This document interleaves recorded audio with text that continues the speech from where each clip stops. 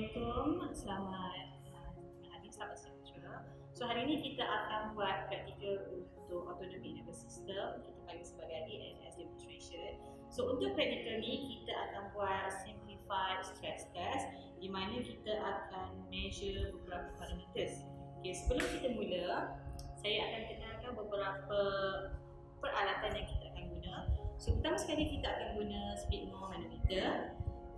Kemudian kita akan guna digital BP set. Kita juga ada thermometer. Kemudian kita ada SpO2. Kita ada jam. Penting ya jam ni untuk kira kita punya nadi. Lepas tu kita juga ada stetoskop. Okey, untuk hari ini kita akan buat eksperimen mengenai simplified stress test. So kita akan ada sebelum dan juga semasa eksperimen. So untuk sebelum eksperimen kita akan ukur berat badan awak, kita akan ukur awak punya ketinggian dan kita akan ambil awak punya body mass index ataupun BMI. Kemudian kita akan ukur awak punya suhu badan, nadi dan juga tekanan darah. Okay, sebelum exercise dan juga selepas exercise. So hari ini saya ada dua pembantu. Satu adalah saya, jururawat kita, Barus. Kemudian kita ada patient saya untuk hari ini iaitu Encik Azizi. Okay, itu saja. Assalamualaikum, selamat sejahtera. Hari ini kita akan belajar cara-cara macam mana untuk mengambil tekanan darah. Okey, sebentar tadi Puan Azmah telah memberitahu beberapa dokumen yang perlu you all tahu. So now, sebelum kita mula mengambil tekanan darah, kita kena tahu bahawa set untuk mengambil tekanan darah menggunakan speed manometer adalah speed manometer, kemudian dengan you punya stetoskop. Okey. Sebelum kita meneruskan tata cara ni, I nak you all tahu tentang stetoskop dahulu, sebab stetoskop kita gunakan untuk mendengar dia punya denyutan sama ada systolik ataupun diastolic. So this one is stetoskop. Yang ini kita panggil dia adalah earpiece. Lepas tu yang ini dipanggil dia bell dan yang ini dipanggil dia diaphragm. Okey, stetoskop ni kalau kita simpan, kita kena pastikan dia dalam keadaan off. Maksudnya off tu di situ, bila you letak dekat telinga you tak akan dengar apa-apa bunyi. Macam mana kita nak tahu dia off? You buat macam ni. Dia kosong, dia nampak sini tak ada tangkai apa sini, ini adalah off. Lepas tu you pusing macam ni, you pusing balik, you akan nampak ada satu tangkai kat sini, dia adalah off. Bila on, maksudnya you boleh dengar bunyi menggunakan stetoskop. Stetoskop pula, kalau you pakai by your own, means you tak share dengan siapa-siapa, it's okay, you boleh cuci dalam seminggu sekali, 2 minggu sekali. Tapi if you share dekat, let's say you buat kerja dekat ward, you gunakan stetoskop, patient, staff, ward, okay, you kena cuci stetoskop sebelum you gunakan dan selepas you gunakan. You cuci dengan apa? You cucikan dengan spirit swab. Okay, cuci dekat you punya earpiece kat sini, termasuk dekat dia punya lubang kat sini. Dan you kena cuci dekat diaphragm. Diaphragm ni walaupun you guna by own, tapi you kena nak gunakan dalam satu patient, you kena cuci dia punya diaphragm untuk mengelakkan jangkitan kuman. Taknya tu you akan dapat cross infection di antara patient dengan patient. Okey, this one habis dengan stetoskop. Now kita pergi kepada speed manometer. Speed manometer ni kita gunakan untuk ambil tekanan darah by manual. Kalau kita ambil by digital, kita gunakan yang ni, digital. Kalau dekat hospital majority you akan pakai digital. Tapi untuk dalam satu-satu case untuk recheck tekanan darah, you have to use ni speed manometer. Okey, speed manometer kita akan tengok macam ni. Cara you pegang mesti macam ni. You tak boleh tonggengkan, you tak boleh terbalikkan sebab dalam ni ada mercury. Kalau you tonggeng terbalikkan, you akan merosakkan mercury tu akan pecah dan you akan merosakkan speed manometer kita lah. Okey, ini bahagian dia sebelum tu kita belajar dulu. Ini bahagian speed manometer, dia ni box, supaya you can see. Kemudian depan ni dia ada kunci dia, kunci dia bila you tekan dia akan terbuka. Okey. Bila terbuka, you akan nampak sini, ini adalah mercury manometer. Ni, dalam ni mercury manometer. Di dalamnya ada mercury. Mercury ni yang kita nak jaga. Sebab kalau dia pecah, kita tak boleh guna dah speed manometer ni, kita consider rosak. Dekat sini dia ada kunci. Yang warna orange ni warna kunci. Bila you on, okey, katakanlah okey, sekarang ni dia off. Off bila kita tonggeng kan macam ni. Ni tonggeng tak gaduh lah, tonggeng dia punya mercury dekat dalam ni tak akan berjalan. Tapi bila you on, you tonggeng, saya tak akan tonggeng laju-laju sebab dia akan pecah, saya kata kan. Tapi saya akan tonggengkan perlahan-lahan, dia akan nampak dia punya mercury tu berjalan. Nampak? Dia akan berjalan. Nampak? Berjalan sikit, nampak? Nampak? Slow, nampak? Dia jalan. That's why kita kena, bila kita nak simpan, kita pastikan kita off dia punya kunci dekat mercury ni. Kalau kita nak guna baru kita on. Okey. Kemudian dekat sini dia ada penyambungan. Ini kita panggil tubing to speed manometer. Ni tubing to speed manometer. Kemudian dengan tubing ni dia akan bercantum dengan yang kita panggil cuff. Kita panggil cuff ya. Cuff ni yang kita gunakan untuk menyukat tekanan darah dan elevation. Okey, dengan cuff ni pula, dalam cuff ni kalau nanti bila you kat hospital, kalau you pergi hospital nanti ataupun kalau you datang balik dekat kita, you boleh datang dekat sini, you boleh minta dekat kita punya lab, staff lab, tengok BP speed manometer ni. Sebab dalam ni kalau you rasa, you pegang, dia ada satu getah dekat sini. Dan getah tu kita panggil ladder untuk kita punya cuff. Sebab cuff ni kalau kita nak guna dekat patient berbeza-beza. Kita tengok saiz tangan patient, tak semestinya cuff ni sesuai dekat dia. Kalau orang yang berbadan besar, cuff ni tak sesuai. Macam mana pemilihan cuff? Cuff kita pilih adalah kalau dia punya weight mesti 40% daripada circumference arm. Ni circumference arm. Circumference ni 40% daripada circumference arm dia untuk kita pilih dia punya cuff. 40% dengan dia punya length 80% daripada dia punya limbs arm. Sebab tu bila you tengok dekat ward ada yang panjang, ada yang lebar, sebab dia based on patient punya arm. Okay, now tadi kita kata ladder. Kemudian ini dia punya dia punya bulb dan sini dia punya valve. Valve ni gunanya untuk mengunci. Kalau you kunci, okey. Yang ini, okey, ada orang pegang macam ni, ada orang pegang macam ni, it's up to you. As long as you tahu ke mana arah dia kunci. That's why kalau saya cakap dengan student, saya tak ada cakap, okey, mesti arah ke sana, mesti arah ke sini. No, you datang dan you tahu macam mana cara. Sebab bila you kunci, okey, kunci macam saya dia buat macam ni. Saya pegang macam ni, saya pegang sini kunci. Bila you kunci, okey, you tekan, ni off. Kunci bila kunci dia naik, nampak mercury naik, dia naik okey. Kemudian bila you off, you tekan, mercury nya akan slow dia akan turun. Okay. Yang ini kena mahir. Kalau pada awalnya mungkin you rasa macam susah nak guna, tapi dah lama-lama you akan mahir. That's why kita nak you orang cakap practice make perfect kan. Okey, settle dengan kita punya bahan ni, equipment dan parts of speed manometer.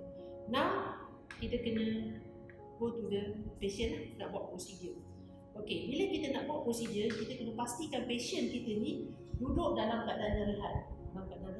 Dan patient pula jangan berjalan, bergerak, boleh lari dan duduk dia angkat BP sebab dia akan mempengaruhi tekanan darah.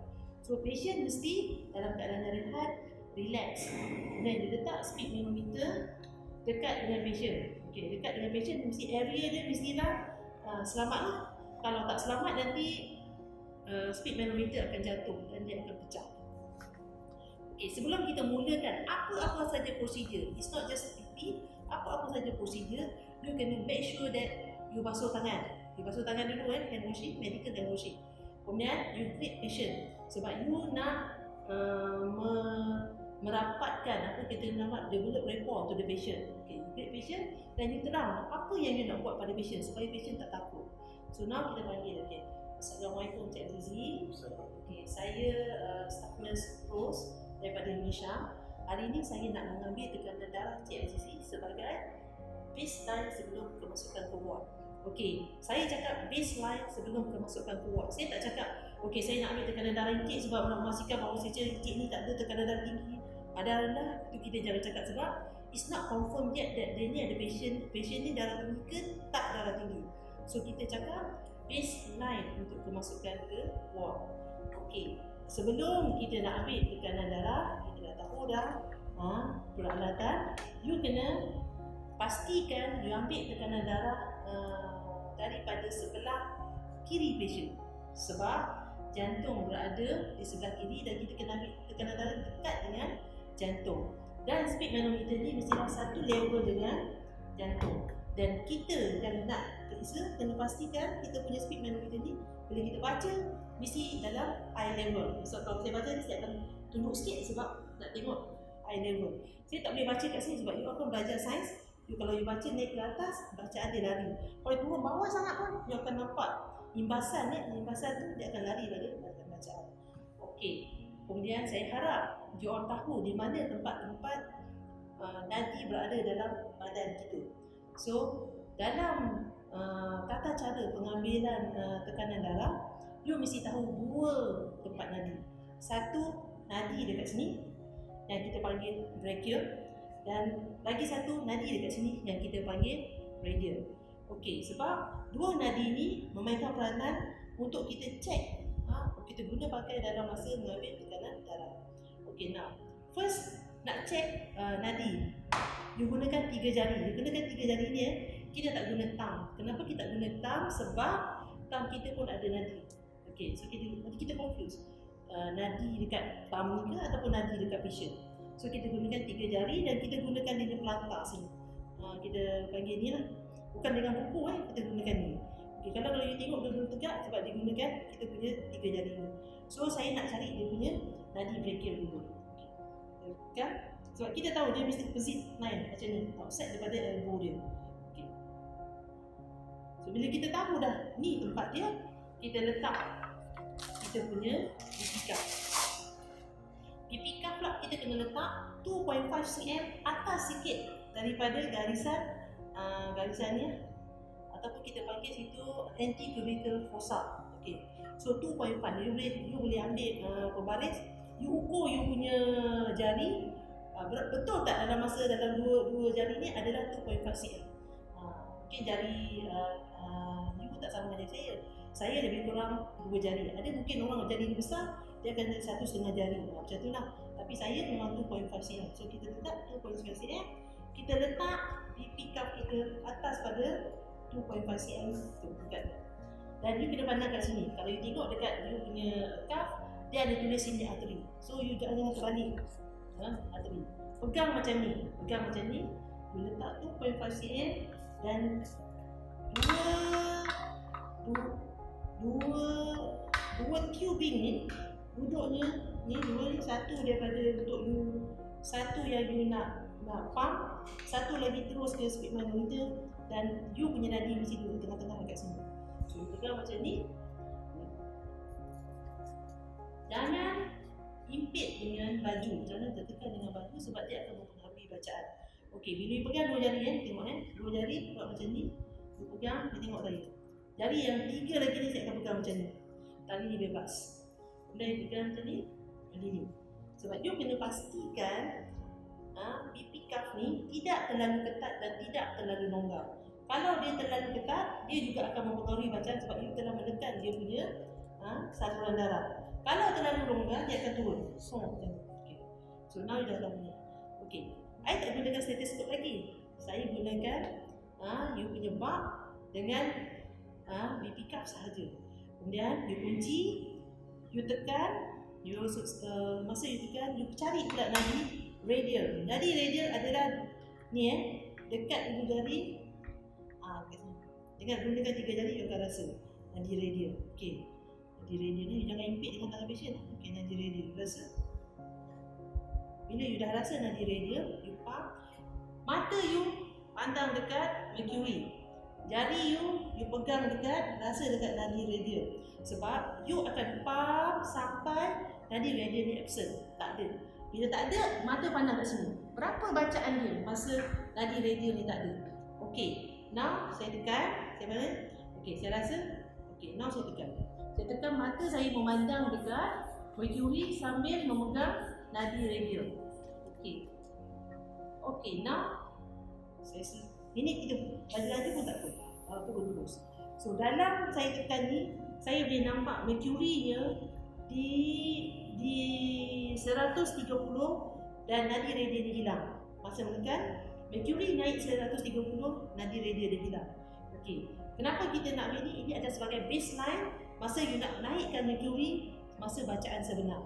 Okey, now tadi kita dah faham mercury dah naik. So kita kena releasekan dulu. Releasekan dulu, keluarkan angin yang ada dalam radial ni sambil you mencabut kat sini ada collision dia. Kemudian you tekan. You jangan masa macam ni, masa dia connection, dia ada connect kat situ, you pergi tekan dan you akan naikkan kita punya mercury dan dia akan memecahkan mercury kita, merosakkan mercury kita.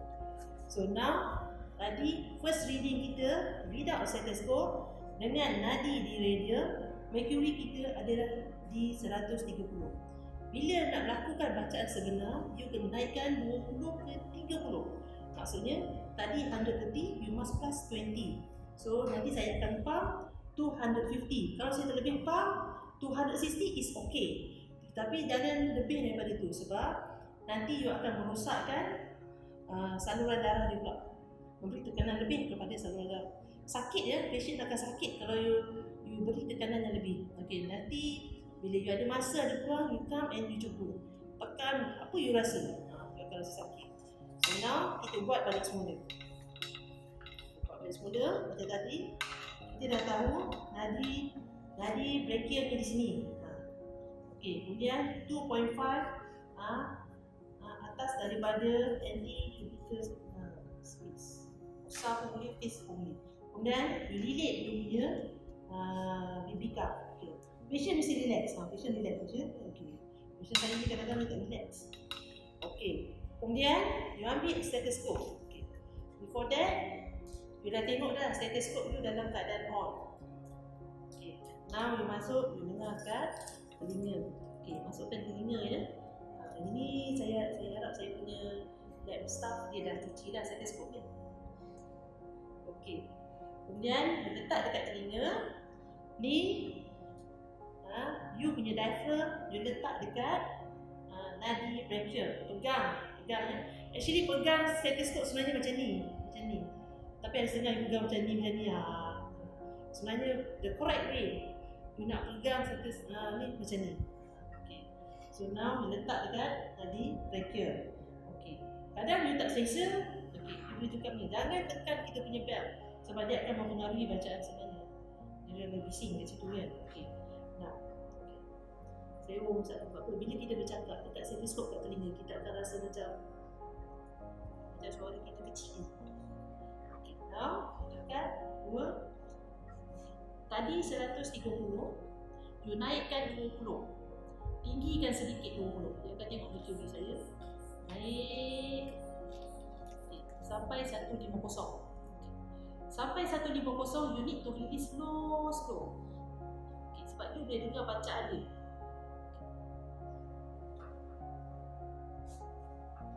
Ni pun slow ya ni. Ni pandai ijaz, slow. Nampak tak dia punya running, dia punya betul.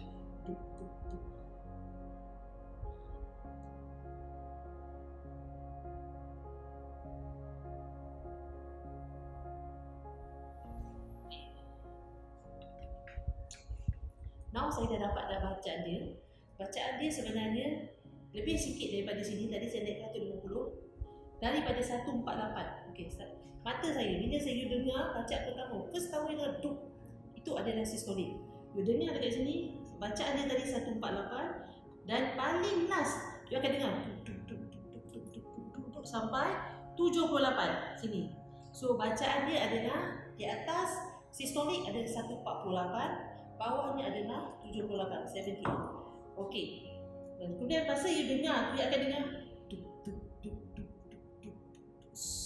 okey, itu kita panggil oral kosak. Okey, itu you beritahu lah nanti bila dekat ward Dia cakap, tu bunyi apa? Coracoid sound. You boleh check balik dekat Google ke apa, you boleh check what is coracoid sound. Okey. Kemudian bila dah habis, clinical patient, clinical patient, macam tadi saya cakap, ni cabut, lepas tu clinical macam ni, lepas tu letak balik. Jangan lupa offkan dia punya mercury punya kunci, kemudian letak balik, kemudian baru you tutup. Then result you kena inform dekat patient. Okey, result dia adalah okey, Cik Azizi, tekanan darah Cik Azizi tadi adalah 148 di atas, di bawahnya adalah 78. So 148/78. Okey. Selepas ambil tekanan darah, set dia, you kena kira dia punya pulse rate. Jangan lepas ambil tekanan darah tak kira pulse rate, you kena kira dia punya pulse rate. Pulse rate kita kena kira dalam masa within 1 minute. Within 1 minute. Okay. So now kita kira dia punya pulse rate. Tadi saya cakap pulse rate kita kira dekat radio. Radio. Okay, relax. Kita kira dalam masa 1 minit. Okay, cukup 1 minit saya dapat dia punya pulse rate adalah 98 beat per minit. 98 beat per minit kan? Okey, kalau BP 148/78. 148/78 mmHg, millimeter mercury. Sebab kita charge dia, kita check dia dengan mercury. Okey. Kemudian selepas ni alang-alang kita dah belajar ni, kita terus belajar macam mana cara kita nak ambil temperature, thermometer temperature. Okey, this temperature kita ambil mudah sangat sebab kita pakai thermoscan. Actually you all kena belajar thermometer, kelas thermometer. Itu nanti kita akan, saya rasa mungkin ada lagi waktu lain kot nak ajar macam mana cara thermometer. Macam mana nak ambil suhu. Sebab yang ni senang sangat. Ini semua orang boleh buat. Macam COVID ni semua orang tahu. You just tekan. Okay. Temperature dia adalah 36.8. Okay, set. Okay, sebab apa? Bila you pergi dekat ward, nanti orang cakap, okay, tolong ambil TPR. What's this of TPR? TPR is temperature, pulse rate and respiration. Temperature, pulse rate tadi you dah ambil, respiration. Respiration, kalau dekat ward ada your kind ni, SpO2. SpO2 ni dia tengok kadar oksigen dalam badan. Okay, kadar oksigen dalam badan, you just check, you letak. Okay, kita letak, biasanya kita akan letak jari sama ada jari telunjuk ataupun jari hantu. Sebab ini adalah lebih sensitif untuk kita detect. So now di bawah Okay, now you check. Okay, SpO2 ni tak ada makan berapa minit. Dia baca, then you boleh tahulah dia punya berapa dia punya oksigen dalam badan. Oksigen dalam badan dia adalah 98. Oh, just now saya ambil dia punya pulse rate. Dekat sini pun dia ada tunjuk dia punya tekanan, dia punya pulse rate 94, 92, 96, 98, nampak. By manual tadi saya ambil 98. Okey, samalah. Maksudnya alhamdulillah, betul lah saya ambil secara manual. Okey. Now, tapi kalau dekat ward, TPR, temperature, pulse rate, respiration adalah you kena kira per minit, dalam masa 1 minit cara patient bernafas. Macam mana cara patient bernafas? Sedut, hembus 1 kali. Sedut, hembus 2 kali. So kita tengok patient. Sebab tu saya kata kalau masa ni kita akan belajar macam mana nak ambil kelas temperature, di mana bila you masuk aja kelas thermometer dalam patient punya mulut, you akan rasa dia punya pulse, you akan check dia punya respiration, cara dia bernafas. Dekat mana nak tengok? You tengok dekat dia punya elbow dengan dia punya paru-paru. You tengok, sedut, hembus 1, sedut, hembus 2 dalam masa 1 minit. Okey, saya rasa itu je. Ada apa-apa boleh berhubung dengan Puan Azimah.